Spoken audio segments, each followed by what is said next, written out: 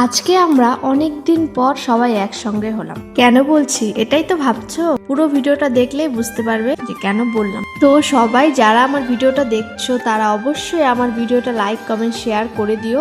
তো চলো ভিডিওটা শুরু করা যাক। তো আজকে আমি বেরিয়ে পড়েছিলাম আমার বাপের বাড়ি যাওয়ার উদ্দেশ্যে। তো যাওয়ারও কারণ আছে, তো তোমাদের সবই বলবো। যাওয়ার পথে দেখলাম এই যে আখের রস দোকানটা দাঁড়ালাম, কারণ আমার আখের রস খেতে ভীষণ ভালো লাগে। তোমরা অনেক ভিডিওতে দেখেছো আমি এমনি কোল্ড ড্রিঙ্কস খেতে বেশি ভালোবাসি না, আখের রসটা ভীষণ ভালো লাগে। তো যখনই কোথায় যাওয়ার হয়, যদি রাস্তায় আমি দেখতে পাই, তো আমি আখের রসের দোকানে দাঁড়িয়ে যাই, কারণ আখের রস খেতে আমার ভীষণ ভালো লাগে। তো আমিও খেয়ে নিলাম, তারপর দিদির জন্য নিয়ে নিলাম। তো আমাদের বাড়িতে দিদি এসেছে, এটাই হলো মেন কারণ। কারণ অনেক দিন পর দিদি আসলো বাপের বাড়িতে।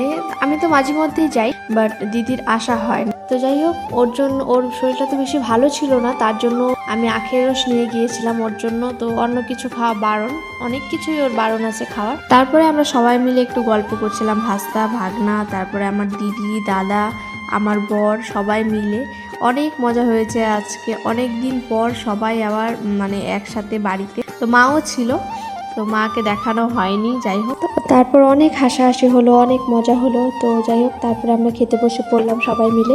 আজকে মা রান্না করেছিল কি কি চলো দেখাই তোমাদের। তো ছিল আজকে বেগুন ভাজা আর শাক ভাজা, তারপরে ছিল পাঁচমিশালি তরকারি, নিরামিষ তরকারি, তারপরে ছিল দিদির জন্য লাউ দিয়ে আর অনেক সবজি দিয়ে তরকারি, আর ছিল 2 রকমের মাছ।